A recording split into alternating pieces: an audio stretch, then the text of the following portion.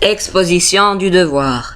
Veuillez accepter, chers compagnons, nos plus sincères salutations respectueuses et nous accorder votre précieux temps afin de vous éclaircir sur le fameux nouvelliste et romancier Prosper Mérimée. Biographie. Prosper Mérimée, né le 28 septembre 1803 à Paris et mort le 23 septembre 1870 à Cannes, est considéré l'un des plus grands nouvellistes de son époque. De plus, il a été un homme de lettres, historien et archéologue de la métropole. Sa vie. Issu d'un milieu bourgeois et artiste, Prosper Mérimée fait des études en droit avant de s'intéresser à la littérature et de publier dès 1825 des textes, en particulier des nouvelles, qui le font connaître et lui valent d'être élu à l'Académie française en 1844.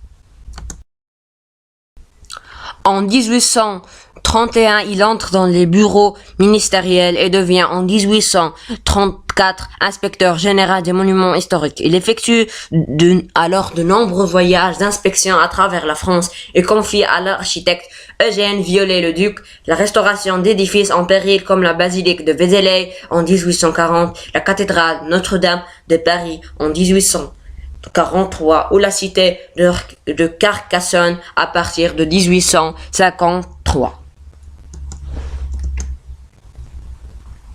Proche de l'impératrice, il est nommé sénateur en 1853 et anime les salons de la cour. Par exemple, avec sa fameuse dictée en 1857. Il publie alors moins de textes littéraires pour se consacrer plus à des travaux d'historiens et d'archéologues et initiant à partir de 1842 un classement des monuments historiques auquel rend hommage la base Mérimée créée en 1978. Prosper Mérimée a composé plusieurs ouvrages dont je citerai et présenterai une toute petite partie de son recueil monumental gorgé de trésors littéraires.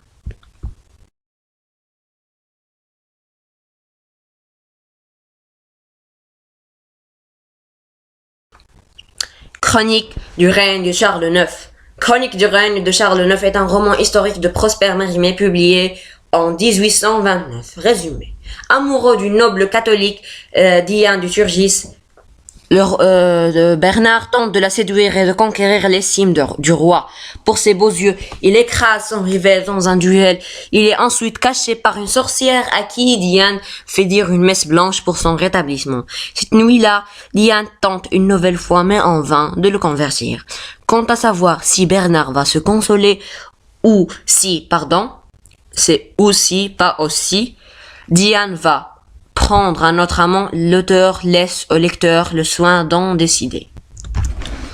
Carmen. Carmen est une nouvelle de Prosper Mérimée écrite en 1845 et publiée en 1847, dont a été tiré l'opéra homonyme, musique de Georges Bizet, livret de Henri Meilhac et Ludovic Halevi, 1875. Résumé.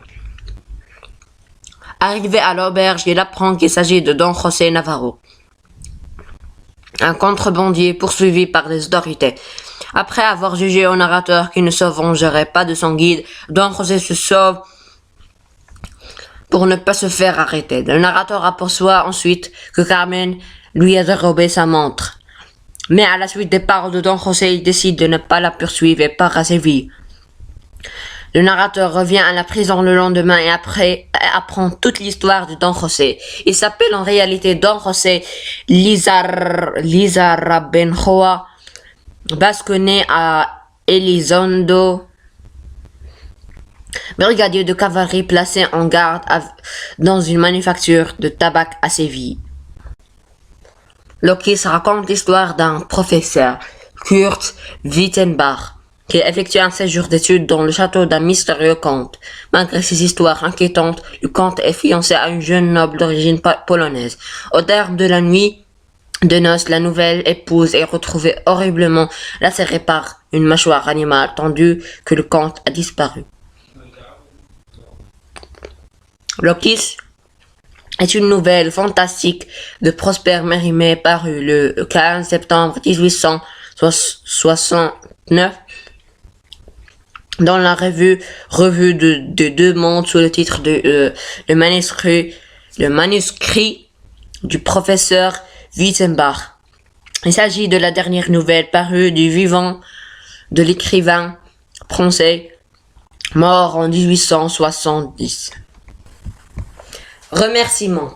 J'ai agréé nos plus sincères remerciements de nous avoir accordé une partie de votre précieux temps afin d'écouter notre petite présentation sur le grand écrivain Prosper Mérimée.